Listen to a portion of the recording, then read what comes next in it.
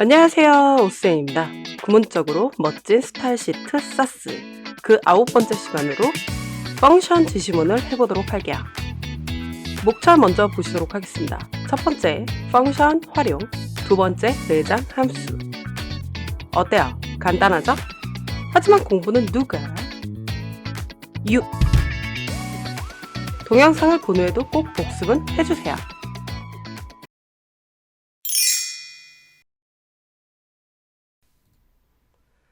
펑션은 개발자가 함수를 직접 정의해서 사용하는 지시문입니다.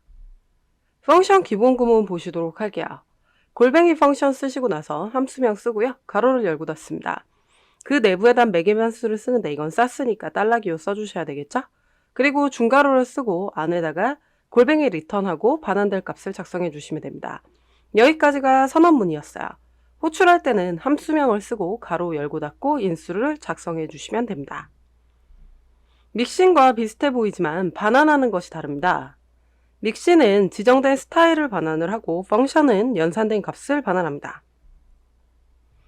믹싱 선언은 이렇게 하죠. 골뱅이 믹싱하고 믹싱명 쓰고서 이렇게 처리가 되는데 이 중괄호 내부에 CSS 스타일을 작성을 합니다.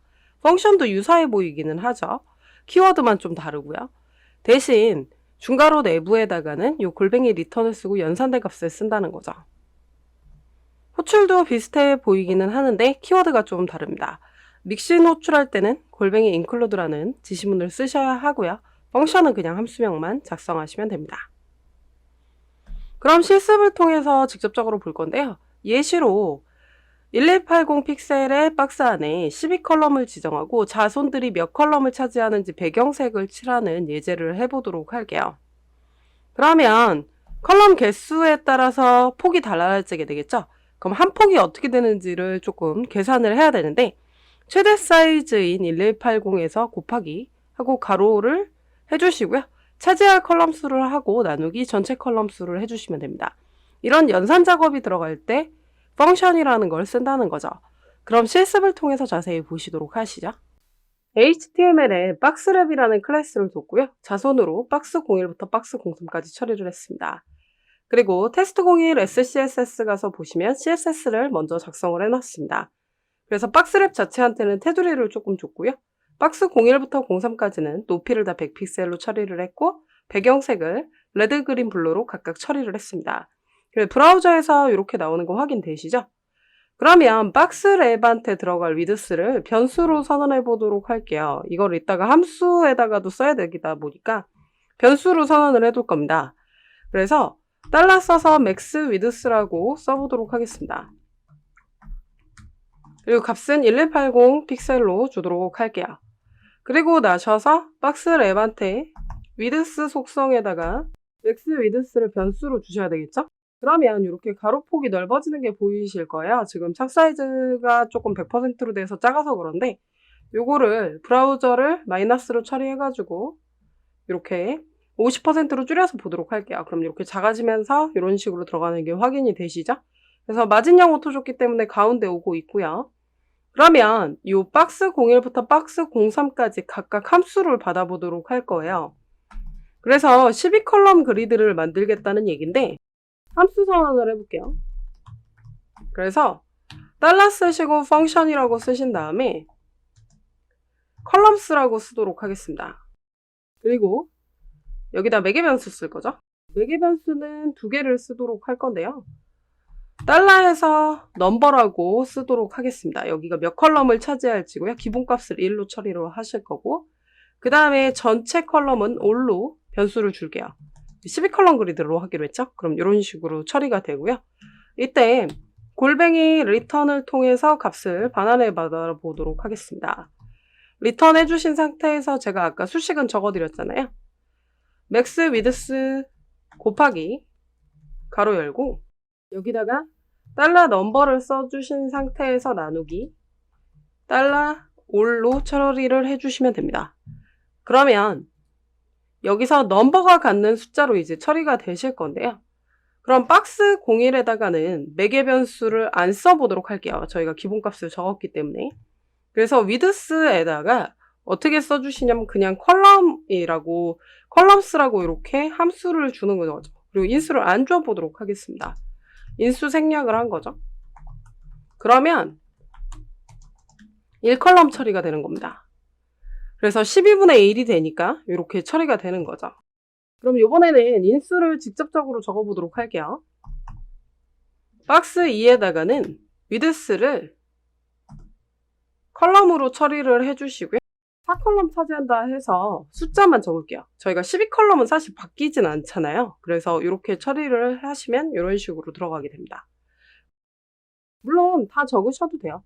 그래서 위드스를 이렇게 주시고 컬럼스라고 해주신 다음에 이번에는 6개 차지해볼까요? 그리고 여기는 그냥 12로 다시 적어볼게요. 사실 기본값이기 때문에 안 적어도 된다는 거죠. 그리고 컨트롤 S 누르시면은 저렇게 반을 차지해서 처리가 되는 게 확인이 되실 겁니다. 그래서 이런 식으로 해가지고 함수를 선언할 수 있어요. 이 펑션 지시문을 사용해서 연산된 값을 처리를 한다는 거죠.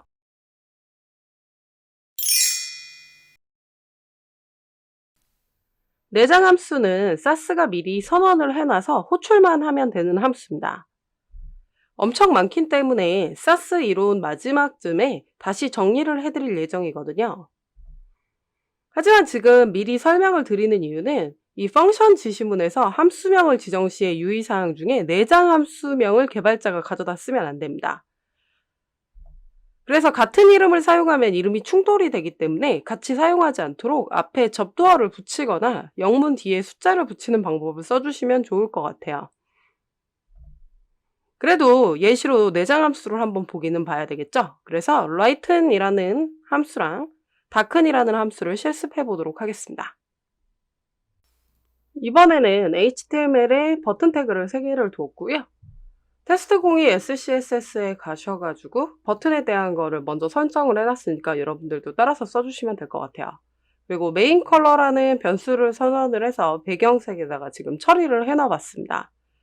그러면 우리가 두 번째 버튼을요, 지금 이 메인 컬러보다 밝게 처리를 조금 해보도록 하겠습니다. 그래서 lighten이라는 함수를 쓴다 그랬죠? 이 lighten이라는 함수는 매개 변수를 2개를 쓰게 되어 있어요. 하나는 색상을 적는 거고 하나는 정도를 적으면 되거든요. 그래서 %를 처리를 해서 해주시면 될 것 같습니다. 그래서 한번 확인을 해보도록 할게요. 그래서 이쪽에다가 자기 자신을 의미하는 앰퍼샌드를 적어주신 상태에서 콜론 nth child로 두 번째 거를 선택을 해보도록 하겠습니다. 그리고 나서 백그라운드 컬러를 줄 건데 이때 lighten이라는 함수를 처리를 할 거예요. 그러고 나셔서 메인 컬러를 그대로 주시고 나서 쉼표 해주시고요. 20% 정도 밝게 처리를 하겠다라고 하면은 이렇게 색상이 밝아지는 거 확인되시죠? 좀 더 확대해서 볼게요. 그 다음에 어둡게 처리하는 거는 마찬가지입니다. 다크는 색상과 정도예요. 그래서 마찬가지로 앰퍼센드 써주시고 nth child를 써주신 다음에 세 번째 걸로 테스트를 해보도록 할게요. 백그라운드 컬러를 주시면 되겠죠? 그리고 다큰이라고 처리를 하셔가지고 함수를 이렇게 호출만 하면 되기 때문에 달러 쓰고 메인 컬러를 써주신 상태에서 역시 20%를 처리를 해보도록 하겠습니다. 그럼 더 어두워지는 거 확인되시죠? 이게 바로 내장 함수 중에 색상 관련이었어요. 사실 내장 함수는 굉장히 많습니다. 아니면 우리가 이거를 만들어서 처리를 해야 되는데 그렇게 되면은 조금 쉽지는 않겠죠? 그래도 한번 만들어서 하는 것도 한번 해보도록. 그럼 버튼을 하나만 더 처리를 해볼게요. Alt Shift 아래 방향키 눌러서 네 번째 걸로 처리를 해보도록 하겠습니다. 그러면 이렇게 지금 똑같이 들어갈 건데요. 저희가 여기 위에다가 함수를 선언을 해볼게요. 직접 만드는 거죠. 그래서 달러 쓰시고 나셔가지고 펑션이라고 쓰고요. 그리고 나셔서 그냥 my lighten 이렇게 쓸게요. 접두사 이렇게 붙여주시라고 그랬죠. 겹치면 안 되기 때문에 이렇게 써주시고 이쪽에다가 이제 숫자 정도를 조금 적어야 되겠다라고 해서 num이라고 변수를 선언을 해볼 거고요. 그냥 백그라운드 컬러까지 말고 오퍼시티를 줄이는 방향으로 한번 해보도록 하겠습니다. 그래서 return이라는 키워드를 쓰고요. 0.1이라고 쓰고 곱하기 한 다음에 달러 넘만큼 써서 처리를 해보도록 할게요. 그럼 이런 식으로 지금 함수를 선언을 해놨습니다. 그러고 나셔서 이쪽에서 네 번째 거는 사용자 정의 함수죠. %, 쓰시고 nth child를 네 번째 걸로 해보도록 하겠습니다. 그리고 opacity를 줘서 처리를 하실 거고 myRight이라는 함수를 호출을 하면 된다 그랬죠? 그리고 나서 여기에다가 2라고 이렇게 해볼게요. 그럼 0.2가 처리가 되겠죠? 그럼 저런 식으로 opacity가 처리가 될 거예요. 그럼 숫자를 적어주는 것만큼 이런 식으로 처리가 돼서 매번 달라지게 이런 식으로 처리가 될 겁니다. 이런 식으로 이렇게 내장 함수가 없었다면 우리가 함수를 또 일일이 만들었어야 된다, 뭐 그런 얘기입니다. 제가 준비한 수업 내용은 여기까지입니다. Next level, if 조건 지시문. 공부는 누가? 네가. 오쌤의 네가 스터디. 저희는 다음 시간에 봬요.